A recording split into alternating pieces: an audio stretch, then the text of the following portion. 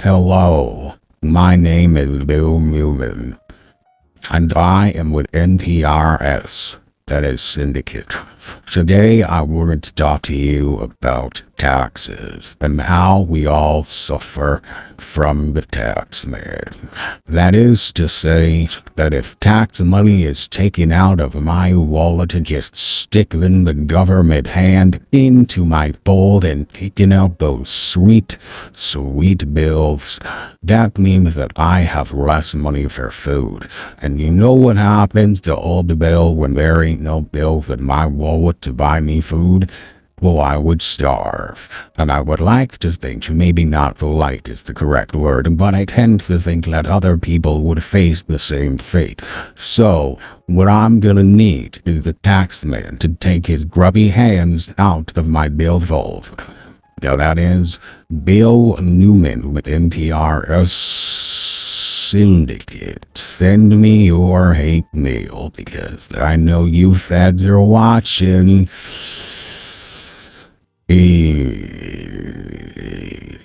Where's my coffee?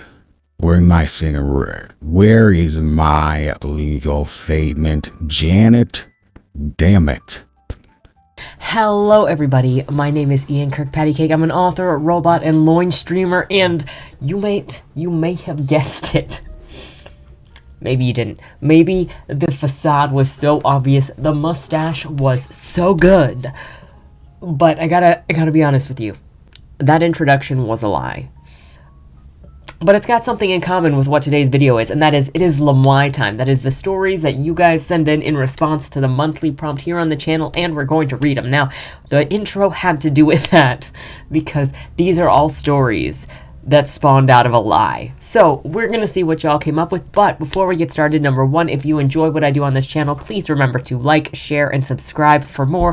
Number two, if you would like to be featured on the channel, check out the links down in the description below, marked lmiay for, you know, the submission for, like, basically what we're doing today, but for next month, and fresh meat feature, where if you're an indie author, you submit your first chapter and your cover here. I'll read them on the channel, and hopefully it'll help readers find your content. So, you know, so they can go and buy the rest of the book to see how it ends. So, with that said, and number three, if you would like to check out any of my books and or roast them when you're done, you can find them at all of your favorite book retailers or request them at your public library. With that said, let's jump into lmiay.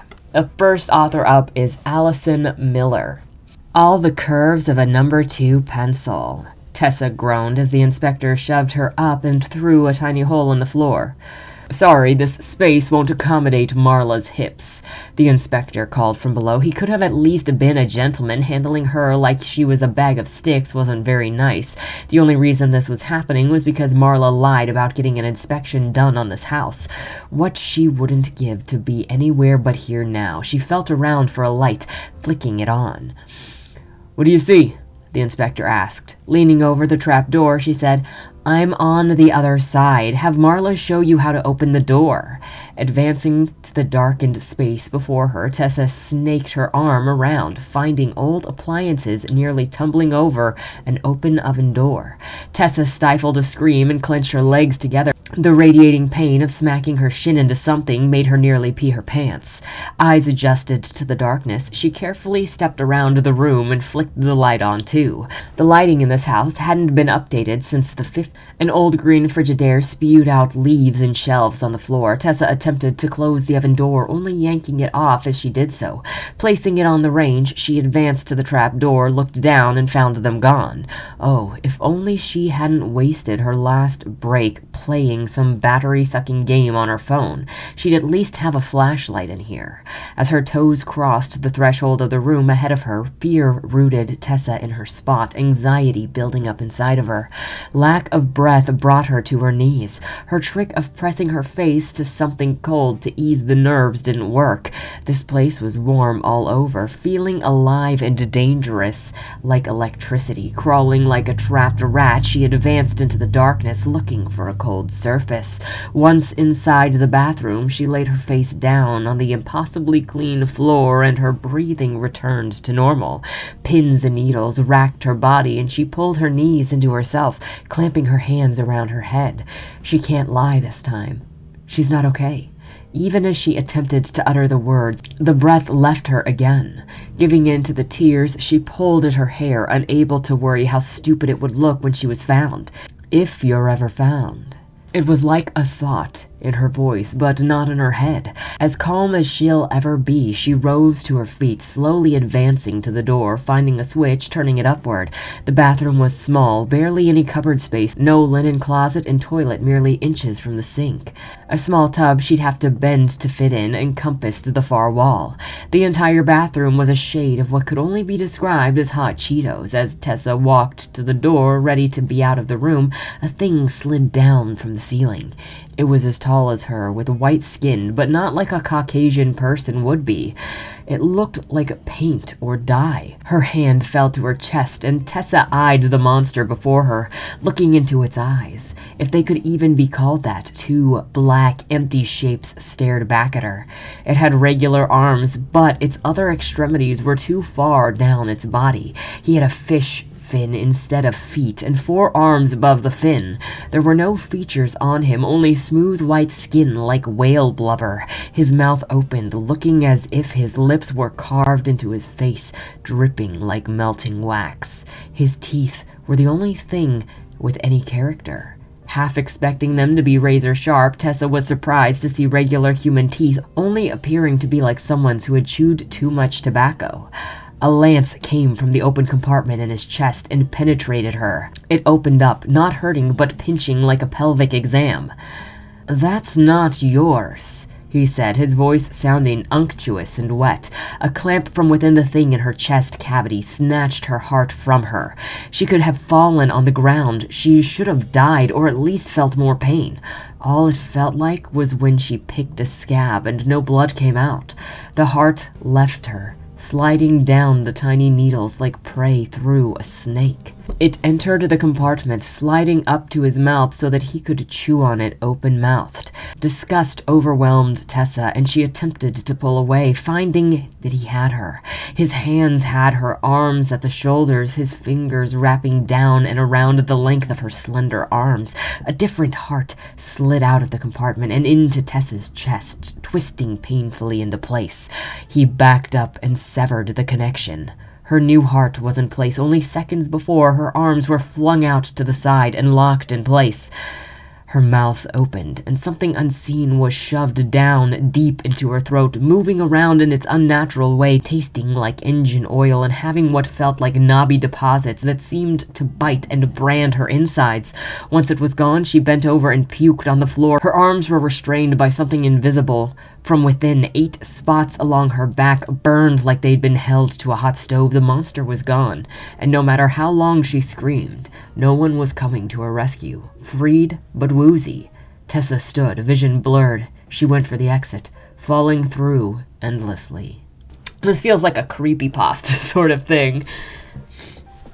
I really like the idea of like this guy replacing, or this creature replacing her heart with something else, and intrinsically changing who she is. And I'm interested in like who this creature is, or actually less about who this creature is, but like what the after effects are of him replacing this person's heart, because that's kind of an intense thing.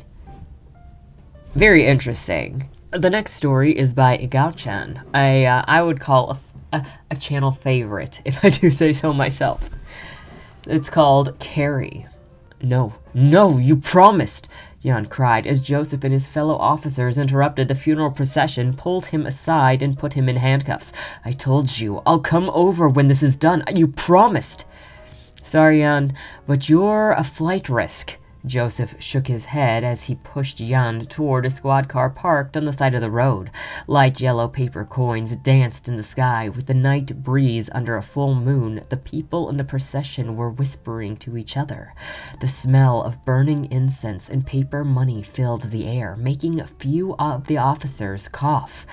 The man leading the procession, covered in makeup in a strange Taoist robe, carrying a sword made of peachwood and copper coins, rushed toward the squad car and tried to stop them. "Officer, please, you can't do this. We're almost at our destination. He's the nephew. Can you just let him finish?" "Sorry, Sifu, but we can't do that." Joseph shook his head and closed the car door. "But this will bring about terrible omens. This is..." Joseph heard only part of the protest from the man in Taoist robes as he drove away without much hesitation. "You're making a grave mistake. I would have come to you." Jan kept repeating this even when he was thrown into a holding cell. "Other officers have lives and families too, you know." Joseph shook his head on the other side of the bars. "Just keep quiet and we can talk things through tomorrow. Tonight, it's just gonna be you and me." Jan sat on the floor staring at Joseph. Joseph had no time nor energy to decipher his looks. A whole week of long days was no fun for anyone. While pouring himself a cup of tea and making a bowl of instant noodles, Joseph twisted his neck left and right, then rubbed his right shoulder. One common effect of overworking was having sore shoulders, which somehow felt extra stressed and heavy now.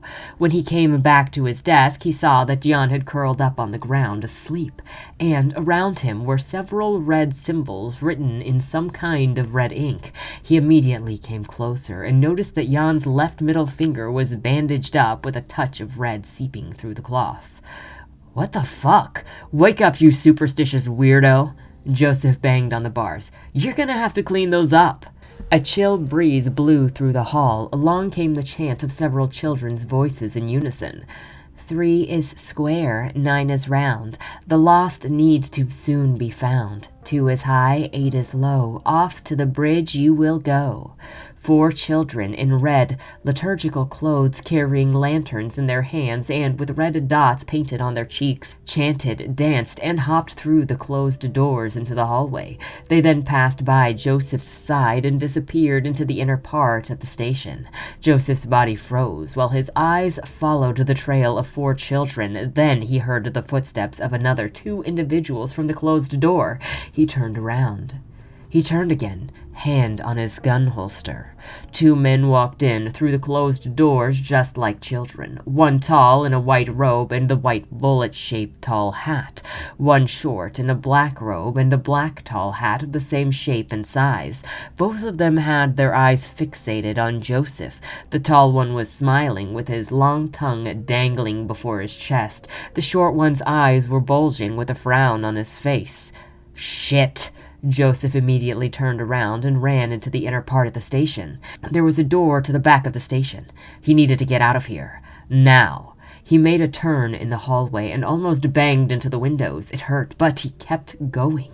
He was a police officer, but he was never trained to deal with a situation like this. He was never trained to deal with things like this. The soreness on the back and shoulders got worse, and it seemed like there were small puffs of cold air blowing on his right ear and cheek. Black and white Wu Chang, finder and escort of souls according to legend, but why would they come here? Why would they come for him? He had no time to ponder this. He must get away from this place first. The back door was just one turn away. The lost need to soon be found. The short man in black appeared right in front of him, with a chain sickle in his hand. Joseph had almost slid on the ground, and when he looked back, he saw the tall man in white had already caught up to him from the back, holding 2 batons covered in pale white feathers. Gah! A cold metal chain wrapped around Joseph's waist and swung him against the window. His forehead bumped into it and bounced backward, and for but one mere moment, he saw his own reflection in the window. There was a face right over his right shoulder, not of either of the 2 Wu Chang, but one of a pale old man with some resemblance to Jan. The old man stared at Joseph's eyes through the reflection. His arms crossed before Joseph's chest, and as he breathed and sighed, foggy cold breezes swept through the right side of his neck and his right cheek. Off to the bridge you will go. The two men came behind Joseph, and they placed their hands on the old man's shoulders at the same time. The old man sighed for the one last time, let go of Joseph, and let the two Wu Chang pull him away. The four children danced and chanted, bringing their lanterns with them. The old man, with a hunched back and trembling legs, walked away, holding the two Wu Chang's hands. I'm starting to see a pattern here, though we're only 2 stories in. Also, I love contrast. Whenever contrast happens, also, clearly got a death motif going on, which obviously is something that I read a lot with and write a lot with. But, like, we had heart eating and, well, heart plucking and then consuming in a sort of way in the first one. And then we've got black and white soul grabbers here. I'm sitting over here thinking about body morphs.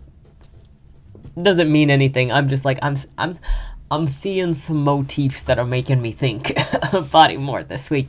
And I always that are making me think of body morph this month. And I always think it's interesting when I kind of see like some stylistic choices of people being in a similar mindset, even though I assume y'all are unrelated when you're writing these and creating these. But I always find it interesting when there's something that sort of connects them, and I think I'm starting to see a pattern here. We'll see how long that lasts. But Egao Chan, you're always so good at setting the mood and setting the scene, and like I can feel like I'm in this place.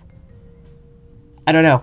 I don't know how really to describe it, but it feels realized and like a person.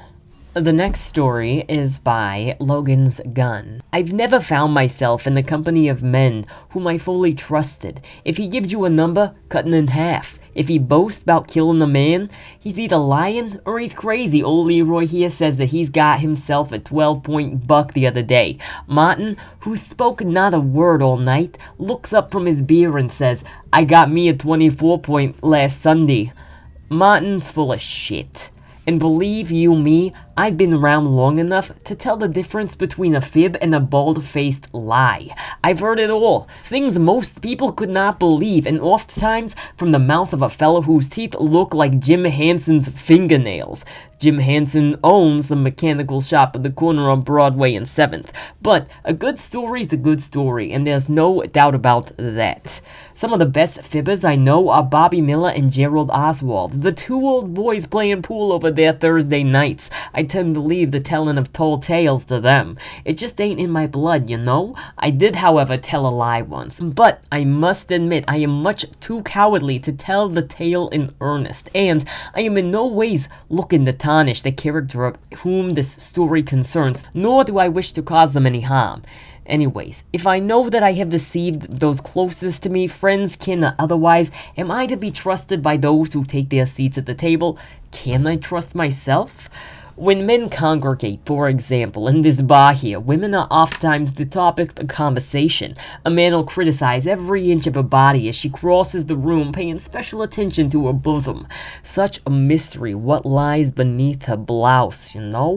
She hides what the salivating hounds desire, frothing not necessarily for pleasure but curiosity. Does the bountiful harvest she rests her folded arms on favor her countenance?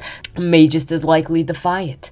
As she passes, the cacophony ensues. Itty-bitty thing, too small, she looks like a tailor boy. You know, skinny fellas, always running round town like his shirt's off.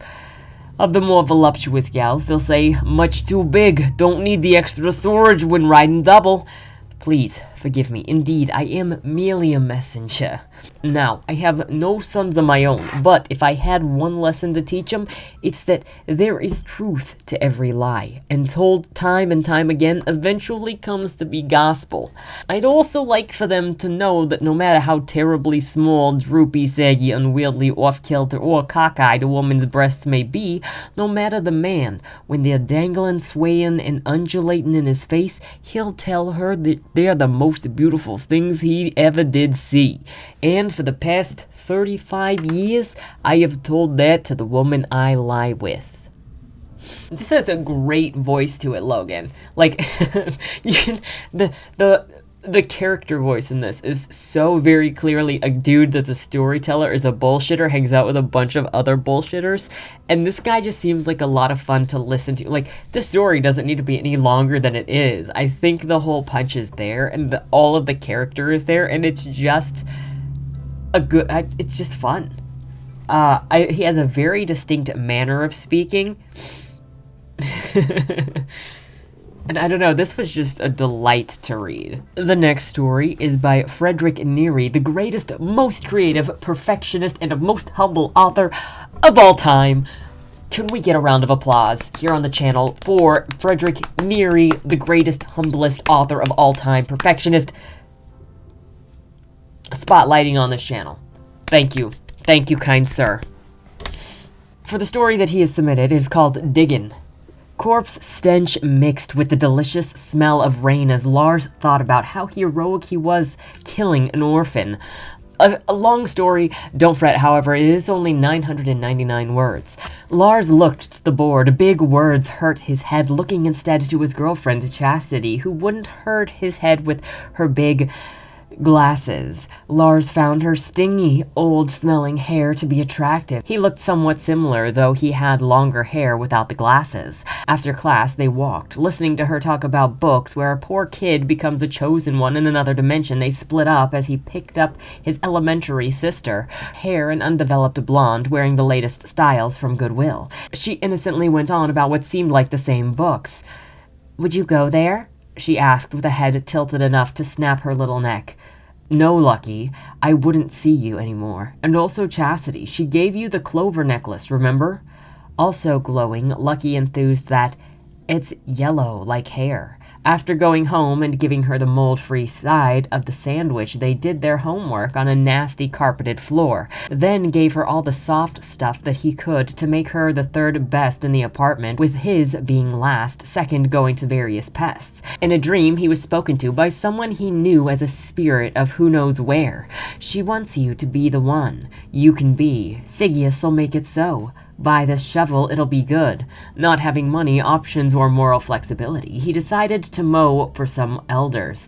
They had many juggly acres, but no cash. He got paid in hard caramels that he gave to Chastity, who gave it to the shovelforhobos.com, then to the trash where Lucky ate. The next Sunday, after sleepless nights of comforting the distraught Chastity, who lost her first-class plane tickets, Lars joined the family slog to the megachurch where their mother heard sermons on generosity and whatnot, and gave away all their money to look generous. Good fuel for heating the faith-speaking mansions. Going home to none of that, while Mom went to who knows where, he nodded off. "You trust them over Sigius? They took everything, not just from you, also Lucky. She's too sweet to deserve it. Unlike Jean Kirkpatrick, if she doesn't say this story is the best, snap goes her neck." He woke up to spine pains with sighs over bottles rattling in foodless fridge shelves. "Can you please, Mom, to buy some food?" Through puppy eyes that should be asking for expensive toys, not basic needs, he didn't know what to do. A year later, however, he did. Routinely coming home with essentials from mega corporations, he wasn't proud of it, but after the fourth sickness the trash gave Lucky, that he had listened to Sigius's advice. Get unauthorized discounts by not saying thief/theft and not looking like one. A buttoned hair, brushed shirt. Walking home with the two who didn't know about unauthorized discounts, Chastity praised it. "Like the change." Lucky arrived saying, "Yeah, and he brings me food. He's great." Lars hung his head. "I guess." Lars then brought Lucky to Isabella's house. Lars went along, both for safety and free food that they gave him. Living across from the faith speaker in another mansion, they could easily afford it on account of an honest, successful local taco restaurant, along with serial fraud, tax evasion, grand theft, money laundering, racketeering, and extortion. "Sigius gave you a rest. Sigius will give you a way out of here. A gate where you will never have to steal, and Lucky won't have to mooch." "What about Chastity? I hate to break it to you." As Lars looked at her breaking bed, "She doesn't know what her name means." "Well, now all I need you to do is to prove yourself to be heroic. Start small and get her this shovel," giving his dreams a picture of one that he saw on a window of a charity for hobos. Was he really gonna steal from hobos? He thought about it, and the answer was No. Until a couple weeks later, Chastity came up to him after class. "Where have you been?" Lars backsnapped, "Don't you dare talk to me." Confused, Chastity asked, "What's that mean?" Crossing his brow, "It means I gotta go, without coming back." Even after Lars left, she looked confused as to who she even was. Later on, she was also confused as to why she had purchased a shovel. Lars felt bad, but still carried it as he didn't want to be wrong. "Sigius, what shall I do with it?" "Well, it might be Lucky's day, or not, who knows? Sniper knows, but you don't. Unless you snap next. It's stupendiful fun." Soon, a wild raccoon came out of a trash can to steal the cake. So Lars kicked him. Didn't die. He felt bad. What he did was horrible, muttering to himself, "I won't hurt anyone." The raccoon didn't hear his apology, nor did he speak English, though he was bilingual. One-handedly, holding the shovel, he opened the door. Where was Lucky? He looked under the living room pallet and dropped the shovel to tears as he saw her head bent more than enough to break her little neck, wearing the clover now yellower than her hair. He wouldn't get to see anymore. "It's not too late. She's with me. But first, her friend. You still need to prove yourself heroic. The one who did this did it to her parents, and soon she will have it worse than anyone. Only one thing can be done." Lars listened to Sigius walk for miles through the new rain with a shovel and the upscale door broken down by the unknown force. He saw his sister's friend under the bed. "Hey, Isabella, you want to see your parents?" 1 century-ish later in another dimension. Now he doesn't have to kill or steal. He just has to corrupt innocence into going insane because that's the only way to take over the power, revealing that Lucky never heard Sigius. Never had to. How lucky. I feel like I'm having a fever dream reading this one. I love names like Lucky. I actually have a character who is also named Lucky, but mine is a male, and it's in a space opera / space western. But I feel like I'm having a fever dream. There's a lot going on here. But also some orphans died. So there is that. Welcome. I'm gonna need the comments to do their best ethereal interpretation of Fredrick's work. Thank you for submitting, bro. And the next story is by Lazuli Lazari. He was doing the crossword puzzle. It was Sunday after all. Even though the chair across from him, her seat, was empty, it usually only took him a few minutes to complete the puzzles, but when one of the vertical words spelled out rose, he pushed the newspaper away. Staring out the kitchen window, he looked over at the place beneath the damp bushes where the disturbed dirt was still settling after the rain. Those fucking rose bushes that she used to love. The name of that vile woman. She had kept a secret for years before leaving him. The two of them deserved to be together forever, he thought, and now they would be. That is a super short micro fiction, but very effective because you captured the tension, the relationships, what was done, and why it was done all very quickly and compactly, and painted the image of this dude just sitting at his table looking out the window with his crossword puzzle and then getting enraged by this specific word. Very nice. Very nice on the quickness there. And the next story, the last story, is by R.S. Alessi. How he wound up on this ship, he wasn't sure. It hadn't been part of the plans. He wasn't a creature who made plans, and the only adventure he indulged in was wandering into town for a sip of the strong stuff. The locals knew him well. He'd been coming to town for years, and they always poured him a cup or two. He'd get loud, obnoxious even, but he never hurt anyone bad enough to deserve this. Groggy and head sore, he woke in a dark space. Sense familiar, but in the wrong proportions filled his nose, and the floor bucked and yawned. He's awake. Get him above deck before he makes a mess of himself. 2 pairs of hands seized him. What's your name, lad? One of them asked. No one had asked him that question before. The people in town knew what he was. Where am I? A chuckle. That earned him. You took the king's coin. Now you're working in the king's service. He would have protested, but at that moment the men hauled him above deck, and he was presented with a sight stranger than he'd seen. Water all around, land a thin line on the horizon, fast retreating, and a salty breeze ruffling his hair. "What's this?" "Oi, lad, have you never seen the ocean before?" He shook his head. "Nay. Tell me, who is this king that abducted me?" One man snorted, but the other answered, "It was His Royal Navy recruiter. He brought you the drink, and he dropped you on our deck the early morning." "No one buys me drinks. The townsfolk gave me drink because it's my due." "It's not the king's due, and he paid for the drink. Now you owe him your service." "Is that how that works?" "Aye." For the next hour, he returned the king's drink and everything else in his stomach to the ocean, but the rejection did not free him. Knowing nothing of sailing or the sea, he found himself doing menial work. The king liked his ship clean, and so John, that's what the sailors named him, cleaned her. "What spell does that mast hold over you?" a sailor asked him. The ship had 3 masts. He acquainted himself with all 3, but he liked the main best, tall and regal, a pine that reminded him of the old days before the land grew warm and the people came. The people gave him drink, but they also put him to work on this damned boat. "She tells me stories of whom?" The sailor shook his head. "I think you've been in the sun for too long."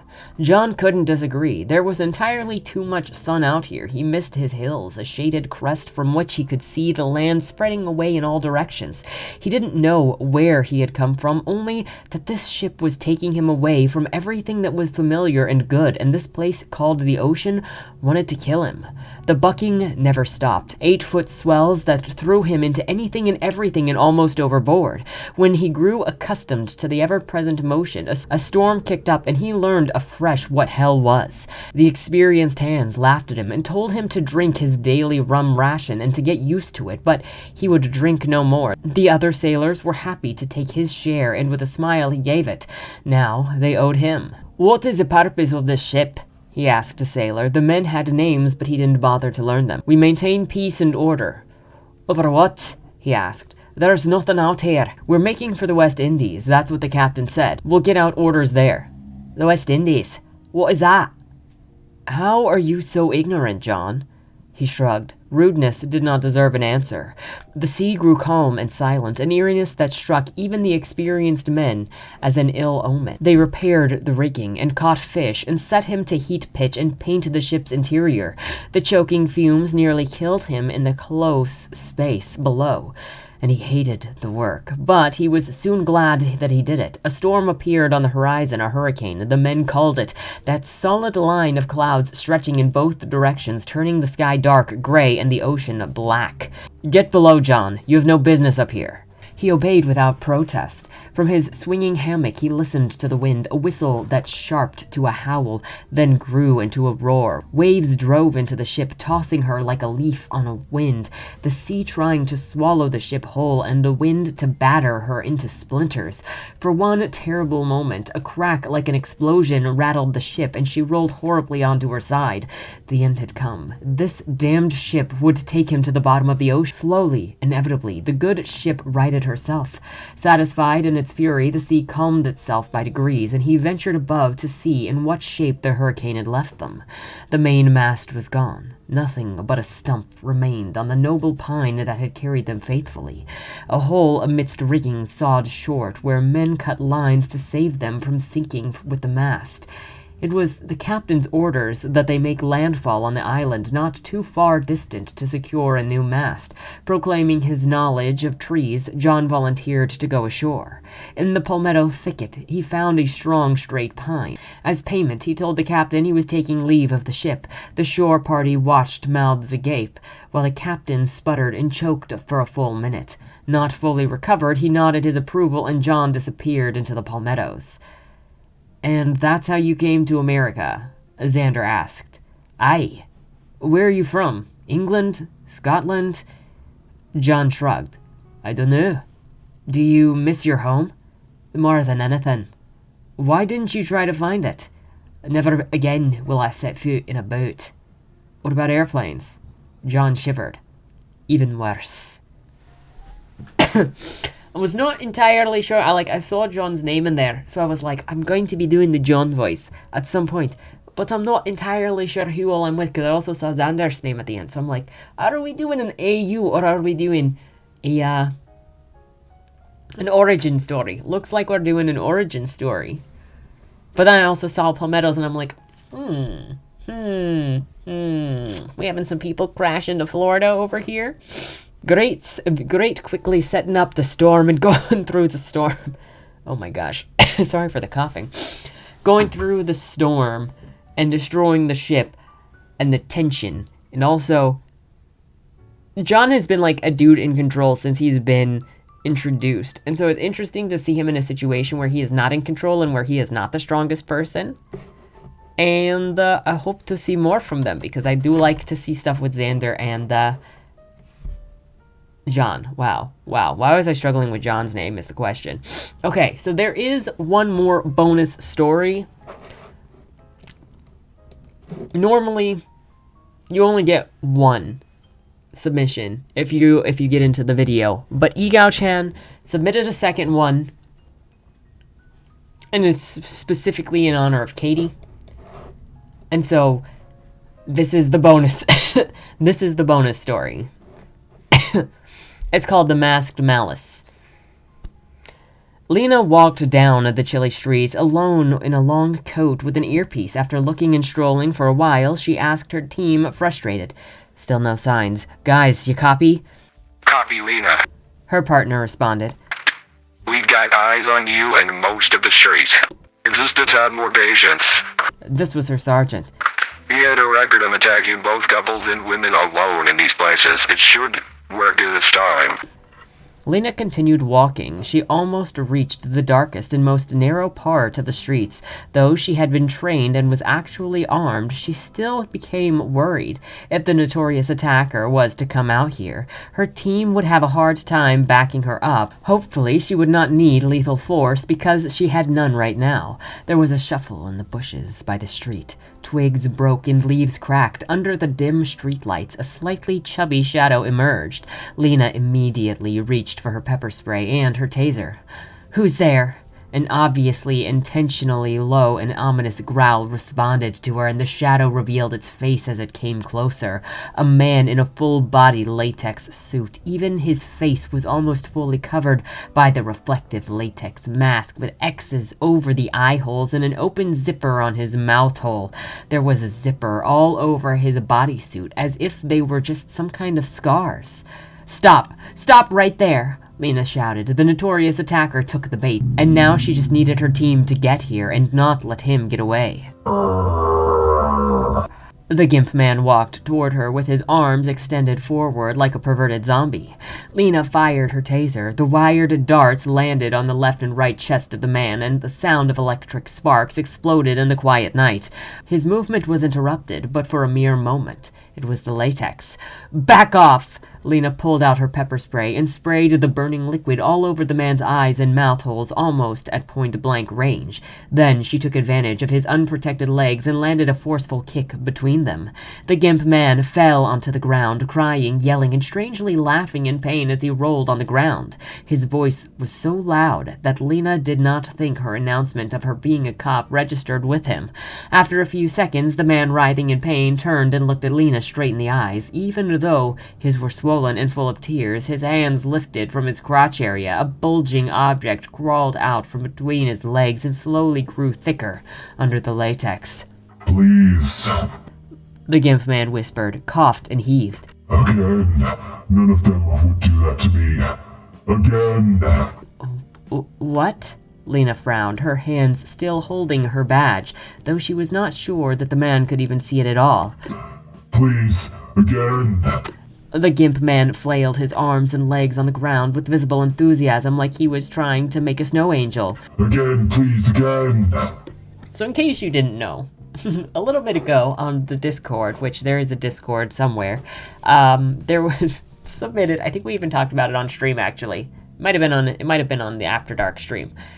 There was an article about a Gimp Man in Scotland stalking people. And it seems like Egao Chan wanted to write a story about that, so I figured I would share it with you guys as the bonus story in here. And Egao Chan, will the Gimp Man be a recurring character in your stories? That's the question. So thank you to everybody for submitting your stories to this month's lmiay. Let me know what your favorite was down in the comments below. And with that said, join us next month for lmiay. The new prompt should be listed below. Hopefully I didn't mess it up this time. And I will see you in the next video. Have a great weekend and don't die. Was that Wayland Cross in the trunk? Do you know, or is that something that's still being figured out? The person in the trunk was not Wayland Cross. Is he in trouble? We don't know who did it, but as the owner of the car, the longer he's missing, the worse it looks for him. Cross isn't a killer. For the last couple of years, the average number of murders in Baltimore has been over 300, and it's been going up. Mind you, that's only whatever the badges count as official murder, and believe me, there are people that don't count when they die. Wayland? If you're down here, tell me. I'm not talking to the badges, I've been looking for you. They found a body in your trunk. Why? Did you do that? To the left. Plain black letters read along the wall, "You walked in the corridor. Once that ends, you chose the dark is on the right." My vision goes blurry, flickers black and black and black for longer intervals until I can't see anything at all. I'm not screaming anymore, but my voice echoes back to me. Where the hell am I? You're dead, Josephine. Even smart people do stupid shit sometimes, right?